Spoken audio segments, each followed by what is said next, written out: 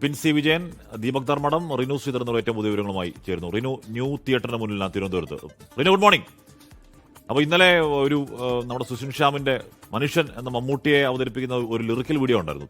സാധനം, ഗംഭീര സാധനം. അപ്പോൾ സിനിമ വലിയ പ്രതീക്ഷയാണ്. ആളുകൾ എത്തിച്ചേരുന്നുണ്ടോ? എന്താണ് തിയേറ്റർ കാഴ്ച? Rinu, good morning. Good morning Hashmi. എന്തായാലും വലിയ പ്രതീക്ഷയിലാണ് മലയാളി പ്രേക്ഷകർ.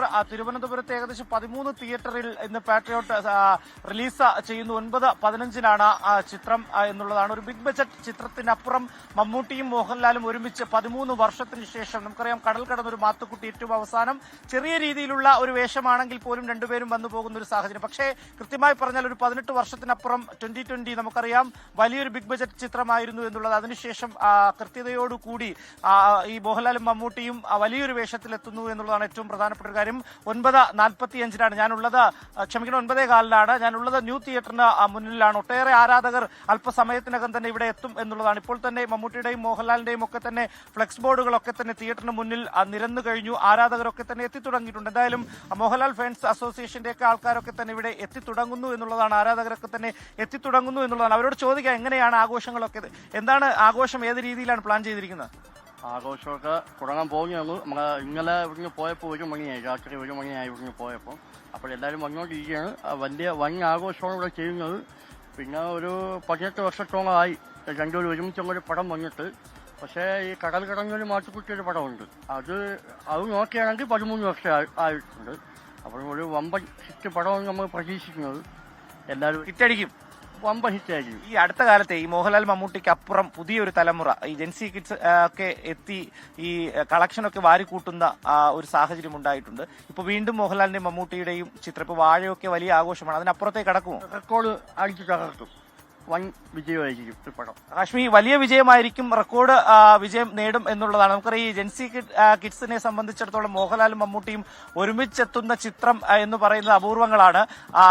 അവർക്ക് കൂടി ഒരു പ്രത്യേക ഒരു കാഴ്ച അനുഭവം ഒരുക്കും തിയേറ്ററുകളിൽ ഈ ചിത്രം എന്നുള്ളതിൽ യാതൊരു സംശയമില്ല. എന്തായാലും വലിയ പ്രതീക്ഷയോടുകൂടി തന്നെയാണ് ആരാധകർ ഈ സിനിമയെ വരവേൽക്കുവാൻ വേണ്ടി ഒരുങ്ങുന്നത്. കാശ്മീർ, ദീപക് ധർമ്മടമുണ്ട്. ദീപക് അവിടെ നിൽക്കുന്ന റിപ്പോർട്ടറായിട്ട് മാത്രമല്ല, പെട്രിയറ്റിലെ ഒരു നടൻ എന്ന നിലയ്ക്ക് കൂടിയാണ്. നടോ, ഗുഡ് മോർണിംഗ്.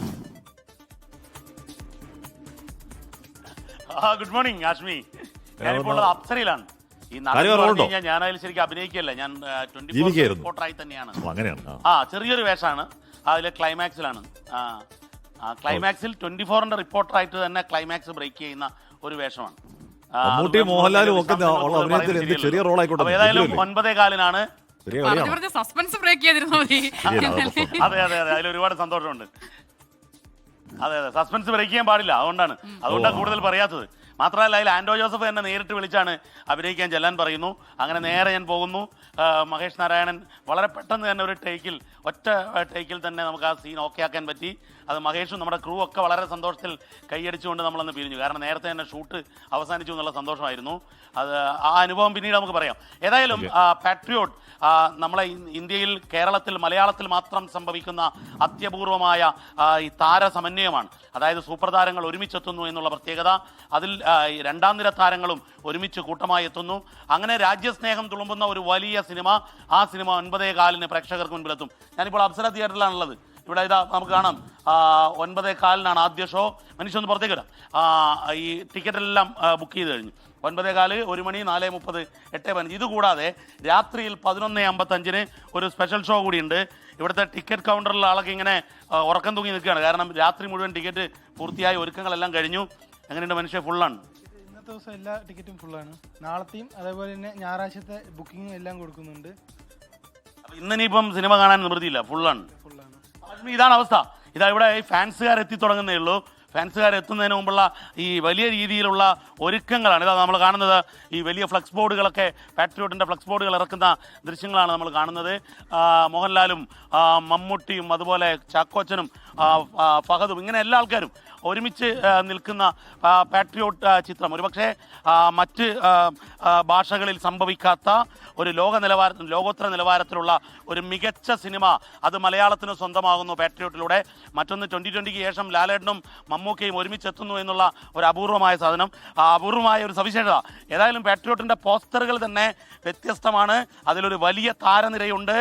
മലയാള സിനിമയ്ക്കുള്ള ഈ താരനിരയിലെ ഒരു പ്രൗഢി കൊണ്ട് ഈ സിനിമ ഏറ്റവും ശ്രദ്ധേയമായി മാറുമെന്ന് ഉറപ്പിക്കാൻ നമുക്ക്.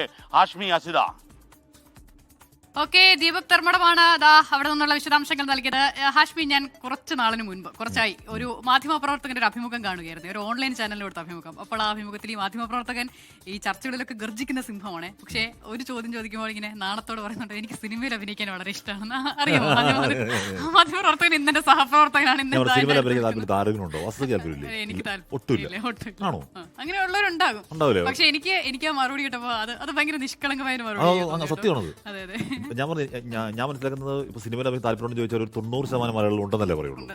ശരിയാണ് ശരിയാണ്, കൂടുതൽ ആളുകൾ അങ്ങനെ 10% പാമ്പിന് ഇഷ്ടമുള്ള ആൾക്കാരൊക്കെ എന്ന് പറയുന്ന പോലെ താല്പര്യവും ഞാൻ ഇല്ല എന്ന് പറയുന്ന കുറച്ച് ഉണ്ടാവുള്ളൂ അല്ലേ? അത് എല്ലാ മലയാളികളുടെ ഉള്ളിലുള്ള പണ്ട് മുതലുള്ള ആഗ്രഹമാണോ? പക്ഷെ സംവിധാനമായിരുന്നു ആഗ്രഹം, പക്ഷെ അത് പൊട്ടി പൊട്ടൊക്കെ വലിയ കഥ. ശരി ശരി, അപ്പൊ അഭിനയത്തിന് ഇനി സാധ്യതയുണ്ട് കേട്ടോ, നോക്കാം. അപ്പൊ ഇനി നമുക്ക് പോകേണ്ടത് എവിടേക്കാണ്? വിപിൻ സി വിജയൻ. വിപിൻ കൊച്ചിയിലാണ് അല്ലേ?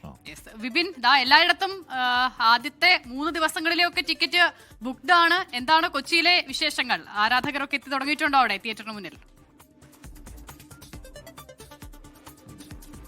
അഷിത, ആരാധകരൊക്കെ എത്തി തുടങ്ങുന്നതേ ഉള്ളൂ. അല്പസമയത്തിനകം തന്നെ ഈ ഒരു ഫാൻസ് ഇവിടേക്ക് എത്തിച്ചേരും എന്നുള്ളതാണ് അറിയിച്ചിരിക്കുന്നത്. 9:15 ആദ്യത്തെ ഷോ. ഞാൻ നിൽക്കുന്നത് വനിതാ വിനീത തിയേറ്ററിലാണ്, ഇടപ്പള്ളി. ഇവിടെയും ഒരുക്കങ്ങളൊക്കെ പൂർത്തിയായിരിക്കുന്നു. ഈ പറഞ്ഞതുപോലെ തന്നെ എല്ലാ ഓൺലൈൻ ടിക്കറ്റുകളാണ്. അപ്പോൾ ഒരു 8:30 കൂടിയിട്ടാണ് കൂടുതൽ ആളുകൾ എത്തിച്ചേരേണ്ടതുള്ളൂ. ആ സമയത്ത് മാത്രം എത്തിയാൽ മതി. ഒപ്പം തന്നെ ഇനി ഫാൻസിന്റെ ഭാഗത്തു നിന്നും മറ്റൊരു വലിയ ആഘോഷം ഇവിടെ ഉണ്ടാകും എന്നുള്ളതാണ്. ഇത്രയും വർഷങ്ങൾക്ക് ശേഷം ഈ 2 വലിയ താരങ്ങൾ ഒന്നിക്കുന്നു എന്നുള്ളതാണ്. എൻ്റെയൊക്കെ ഒരു കുട്ടിക്കാലത്ത് നമുക്ക് ഹരികൃഷ്ണൻസ് ഒക്കെ കണ്ട ഒരു ഓർമ്മ. അതിനുശേഷം പിന്നീട് 2020, പിന്നീട് അങ്ങനത്തെ ഒരു സിനിമ അല്ലെങ്കിൽ അങ്ങനെ ഒരു ആഘോഷപൂർവ്വം എല്ലാവരും തിയേറ്ററിലേക്ക് മമ്മൂട്ടി മോഹൻലാൽ എന്ന് പറഞ്ഞു വരുന്നത് അങ്ങനെ ഉണ്ടായിട്ടില്ല. അതാണ് ഇപ്പോൾ സാധ്യമാവുന്നത്. അപ്പോൾ പാട്രിയോട്ട് കാണാൻ എല്ലാവരും കാത്തു നിൽക്കുന്നു എന്നുള്ള ഒരു ചിത്രം തന്നെയാണ് കൊച്ചിയിൽ നിന്നുള്ളത്. മാളുകളാണ് കൂടുതലുള്ളത്. ഈ മാളുകളിലൊക്കെ തന്നെ ടിക്കറ്റുകൾ ബുക്കായിരിക്കുന്നു. ആദ്യത്തെ 42 മണിക്കൂറിൽ ഏകദേശം 50 ലക്ഷത്തോളമൊക്കെ ടിക്കറ്റുകൾ ബുക്ക് ചെയ്യുന്നു എന്ന് പറയുമ്പോൾ ആദ്യത്തെ ഈ ഫസ്റ്റ് ഡേ കളക്ഷൻ എന്നുള്ളത് അത് തൂക്കുമോ എന്നുള്ളത് മാത്രമാണ് ഇനി അറിയാനുള്ളത്. കാരണം നമുക്കറിയാവുന്ന പോലെ തന്നെ എമ്പുരാൻ ഒക്കെ കഴിഞ്ഞതിന് ശേഷം അത്ര വലിയ ഒരു പ്രതീക്ഷയോടെ കാത്തു നിൽക്കുന്ന ഒരു പടമാണ്. അപ്പോൾ എത്രയായിരിക്കും ഇന്നത്തെ ഒരു കളക്ഷൻ എന്നുള്ളത് കൂടി ഈ സമയത്തെ ഒരു ആകാംക്ഷയാണ്. അല്പസമയത്തിനകം തന്നെ കൂടുതൽ അണിയറ പ്രവർത്തകർ കൂടി ഈ തിയേറ്ററിൽ വെച്ചാണ് സിനിമ കാണുന്നത്. അവർ കൂടി എത്തിച്ചേരുകയും ചെയ്യും. അഷ്മി.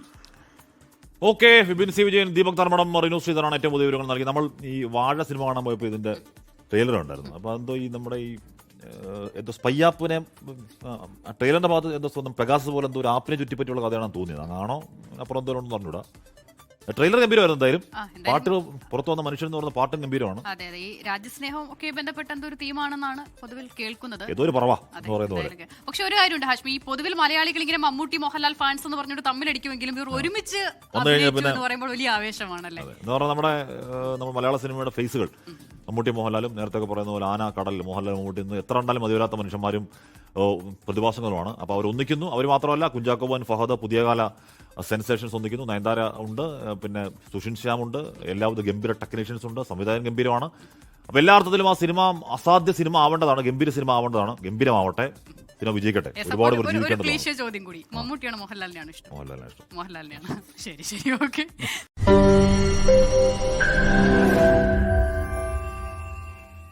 ലോകത്തെവിടെയായാലും ഏത് സമയത്തും 24 വാർത്തകളും ഓഗ്മെന്റഡ് റിയാലിറ്റി പാക്കേജുകളും എക്സ്പ്ലെയിനറുകളും വിശദമായി കാണാൻ ഞങ്ങളുടെ യൂട്യൂബ് ചാനൽ നിങ്ങൾക്ക് സബ്സ്ക്രൈബ് ചെയ്യാം.